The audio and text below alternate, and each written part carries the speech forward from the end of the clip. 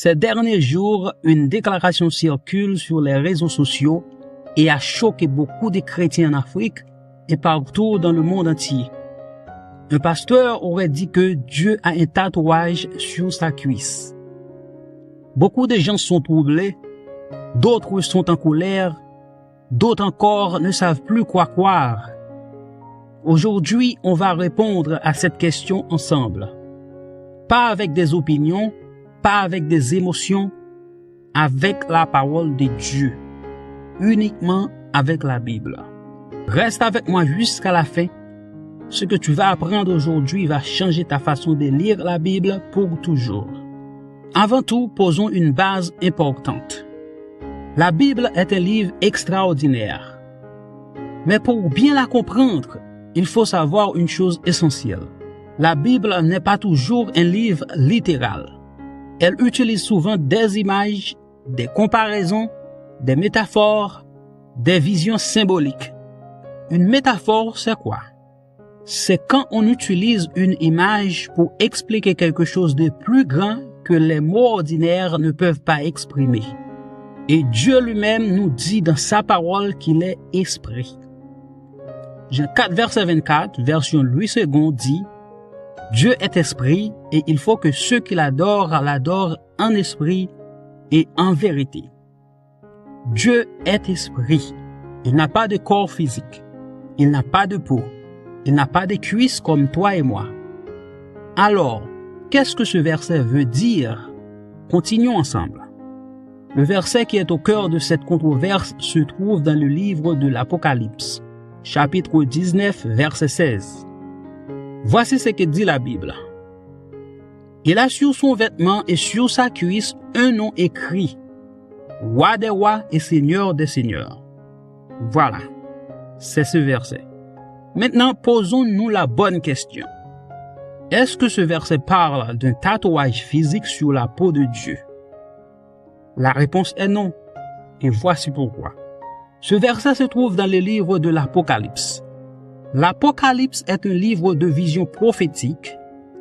Ce n'est pas un récit historique ordinaire.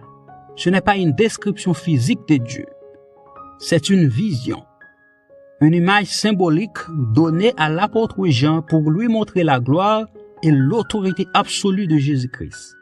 Maintenant, pour que tu comprennes bien ce qu'est une métaphore biblique, je vais te donner des exemples très simples.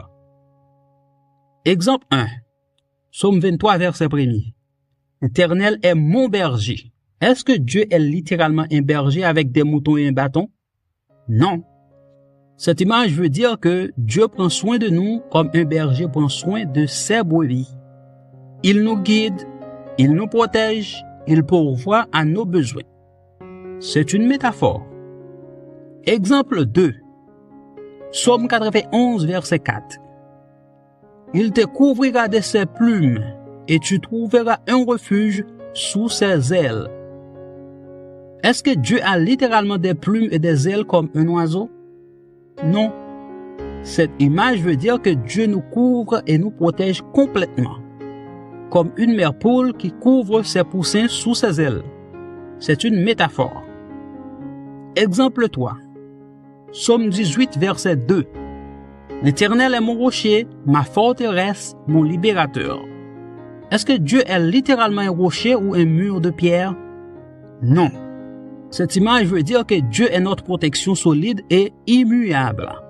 C'est une métaphore. Tu vois le principe? La Bible utilise des images de la vie quotidienne pour nous aider à comprendre des réalités spirituelles que nos esprits humains ne peuvent pas saisir facilement. Maintenant, revenons à Apocalypse 19, verset 16. Il a sur son vêtement et sur sa cuisse un nom écrit, Roi des rois et Seigneur des seigneurs. Dans la culture de l'époque de l'apôtre Jean, les grands rois et les grands guerriers portaient leurs titres et leurs noms sur leurs vêtements et sur leurs armes. C'était une façon de montrer leur identité, leur autorité, leur puissance. Quand la Bible dit que Jésus a son nom écrit sur sa cuisse, elle veut dire une seule chose. Son autorité est totale. Son pouvoir est absolu. Il est au-dessus de tout roi, au-dessus de tout seigneur, au-dessus de toute puissance dans les ciels et sur la terre. Philippiens 2, versets 9 à 10, version Louis II confirme cela. C'est pourquoi aussi Dieu l'a souverainement élevé et lui a donné le nom qui est au-dessus de tout nom, afin qu'au nom de Jésus tout genou fléchisse dans les cieux, sur la terre et sous la terre. Ce n'est pas un tatouage physique. C'est une déclaration prophétique de la souveraineté absolue de Jésus-Christ sur toute la création. Maintenant, je veux te parler d'un danger réel. Quand on prend les métaphores de la Bible au pied de la lettre, on tombe dans des erreurs graves. Et ces erreurs peuvent troubler la foi de beaucoup de personnes, surtout de ceux qui ne connaissent pas encore bien la parole de Dieu. C'est exactement ce qui se passe en ce moment. Des gens ont entendu cette déclaration et se sont demandé « Mais quel genre de Dieu adorons-nous » Et c'est là le vrai danger. Non pas que le verset soit faux. Le verset est vrai et puissant. Mais quand on l'interprète sans contexte, sans comprendre le genre littéraire, sans lire ceux qui précèdent et ceux qui suivent, on arrive à des conclusions qui ne reflètent pas la vraie nature de Dieu. 2 Timothée 2, verset 15 dit « Efforce-toi de te présenter devant Dieu comme un homme éprouvé, un ouvrier qui n'a point à rougir, qui dispense droitement la parole de la vérité. » Dispenser droitement la parole de la vérité, c'est notre responsabilité à tous, et surtout à ceux qui enseignent. Pour finir, je vais te donner 3 principes simples pour lire la Bible correctement. Principe 1. Lis toujours le contexte complet. Ne prends jamais un seul verset isolé. Lis ce qui précède et ce qui suit. Un verset sorti de son contexte peut vouloir dire n'importe quoi. Principe numéro 2. Comprends le genre du livre. La Bible contient plusieurs types de textes.